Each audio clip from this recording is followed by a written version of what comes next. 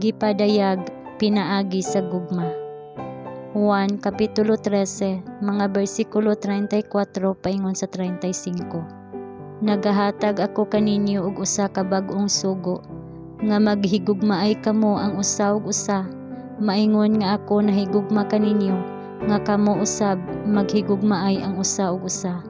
Tungod niini ang tanan makaila nga kamo akong mga tinun-an, kung kamo maghigugmaay ang usa ug usa.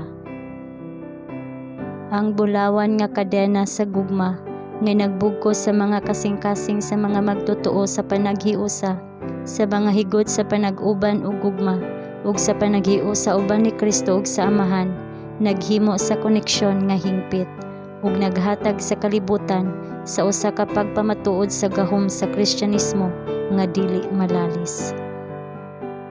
Si Satanas nakasabot sa gahom sa ingon nga pagpamatuod isip usa ka saksi sa kalibutan kung unsa ang mahimo sa grasya sa pagbag-o sa kinaiya. Buhaton niya ang tanan nga mahuna-hunaan nga himan aron mabugto kining bulawan nga kadena nga nagdugtong sa kasing-kasing niadtong kinsa mituo sa kamatuoran ug nagbugkos kanila sa suod nga relasyon sa Amahan ug sa Anak. Kadtong wala pa makasinati sa malumo, makadaog nga gugma ni Kristo, dili makatultol sa uban ngadto sa tuburan sa kinabuhi. Ang iyang gugma diha sa kasing-kasing may usa ka makapugong nga gahom nga nagatultol sa mga tawo sa pagdayeg kaniya diha sa panag-istoryahanay, diha sa malumo, maluluy-on nga espiritu, diha sa pagdasig sa mga kinabuhi niadtong ilang gikauban.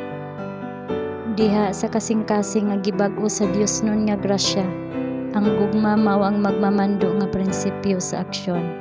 Kini nag-usab sa kinaiya, nagdumala sa mga kadasig, nagkontrol sa mga hilig, ug nagpadako sa mga pagbati. Kini nga gugma gimahal sa kalag, nagpatam-is sa kinabuhi, ug nagpaaga sa usa ka makapaputli nga impluwensya sa tanan sa atong palibot. Siya nga nahigugma sa Dios sa hilabihan ug sa iyang silingan sama sa iyang kaugalingon, magabuhat uban sa kanunay nga pagkaamgo nga siya usa ka talan-awon sa kalibutan, sa mga manulunda ug sa mga tawo. Sa paghimo sa kabubuton sa Dios nga iyang kabubuton, iyang ipadayag sa iyang kinabuhi ang makapausab nga gahom sa grasya ni Kristo. Sa tanang kahimtang sa kinabuhi, iyang himuon ang panag-ingna ni Kristo hingog iyang giya. Ang matag tinuod nagsakripisyo sa kaugalingon nga magbubuhat alang sa Dios, andam nga mogamit ug mao'y gamiton alang sa uban. Pinaagi sa tim-os mahuna-hunaon nga mga paningkamot sa pagtabang, diin gikinahanglan ang tabang. Ang tinuod nga Kristohanon magpakita sa iyang gugma alang sa Dios ug sa iyang isig katawo. Mahimong mawad-an siya sa iyang kinabuhi sa pagserbisyo, apan sa dihang si Kristo moanhi aron sa pagtigom sa iyang mga mutya ngadto sa iyang kaugalingon, iya kining pangitaon pag-usab.